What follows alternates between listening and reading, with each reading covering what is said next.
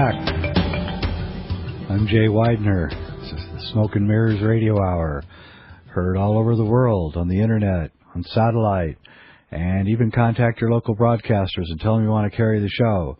It's a better thing that you do than watching television, which will rot your mind for sure.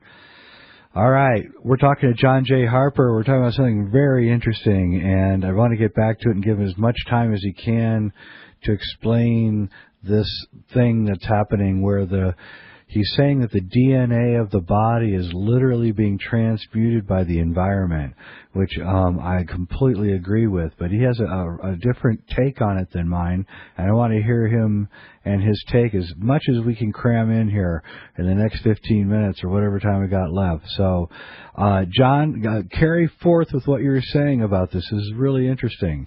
You're no doubt looking at other evidence, too, to compile this kind of point of view, right? Yes. Well, one of the points, the talking points that got me into this loop at looking at DNA beyond the physical aspect that we normally think of DNA. We think of DNA, creating the body and recreating the body moment by moment while we're here physically. But then what does it have to do with anything once the body drops off and the spirit or soul, continues its journey? Actually, it has everything to do with it. When I started interviewing near-death experiencers who did have a science background, and then I looked at Dr. Rick Strassman's work with DMT, the spirit molecule, there was a convergence on an insight that I had learned a number of years ago, and that DNA is a liquid crystal. It does not, in other words, die when we die. It is the soul body of light. It crystallizes. Now, that was a fascinating concept, and it's been confirmed now by scientists. They do look at DNA as a liquid crystal. But my near-death experience interviews brought out this insight that shimmering body that I saw of my friend George was actually the DNA that was not encumbered now with making protein, going through protein synthesis to put the skin, you might say, onto the outer body sheath. And so all the information we learn here by being in a biological environment, this is the lessons learned are taken with us and incorporated into the DNA. That's why the genes, of hereditary problems come forth generation after generation, and each new generation gets to work on their family tree, you might say the weak links in that genetic tree, whether it's a mental illness, physical illnesses, whatever the challenges might be. Now, right. What's interesting about that, Jay, and everything kind of accelerating and quickening is the fact that the environment is changing so dramatically. We're facing tremendous challenges in terms of crop failures, in terms of insect destruction. Species are dying, but others are now coming, or being discovered in the Amazon and in underwater, etc. So there's a process, you might say a filtering going on. Those that can adapt now at all species level will become the new generation, will become the new biological species that survive Earth changes. I don't know if you know this, and I know we don't have time to talk about it, but, a couple hours ago we had another 8.0 magnitude earthquake followed by several major earthquakes in the South Pacific. I didn't know that. There's been a tsunami alert for northwest, I believe, or northeast Australia, as well as a warning, actually, an alert for Hawaii, and the west coast of the United States, I believe, was in that alert phase. But this may have been canceled by now. This was 2 hours ago, and my friends on Facebook and Twitter, were tracking with me on this, but I have not had any updates since I've been on the air with you. But the point is that we're seeing these dramatic, large-scale undersea quakes. This, I believe, is part of a process that we're going to see continue and accelerate and quicken.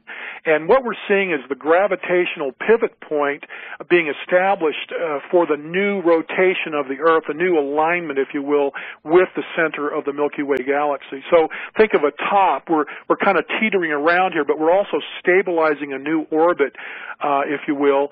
And we're seeing that the gravitational pivot point is the South Pacific. I also think we'll start seeing the magnetic North Pole having earthquakes. If I'm correct in my theory, we'll start seeing an acceleration of the polar ice caps dramatically, way beyond what they've already talked about happening, because we're establishing a new environment. This is what it's all about. It's like a farmer turning over its old fields, laying some fallow, and then generating new fields. And that's what the Earth is doing, in my opinion. The Earth is going through a rebirth process at all levels. And so the adaptation, again, at the DNA level is the lessons learned now coming to help us actually to adapt more quickly. And our consciousness, you might say, is the field effect. It's ramping up so that the body itself can quicken itself. The lessons can be learned more quickly, and that's changing our biochemistry. And to wrap this thing full circle, it's opening our third eye in the process. Well, that's quite amazing. So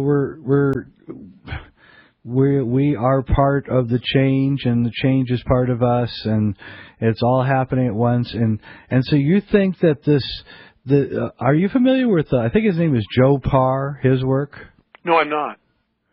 Yeah, Joe Parr has done some really interesting work where he was studying electromagnetic fields, and he was at the Great Pyramid, and he was measuring the electromagnetic field of the Great Pyramid, and he'd been there for on and off for months, and the changes that were going on in the granite, and he noticed a complete drop-off every year in this is recently in late December, mid to late December, a complete drop-off and a disappearance of the magnetic field. And he never really quite gets to the point where he understands, I think, the physics of the galaxy.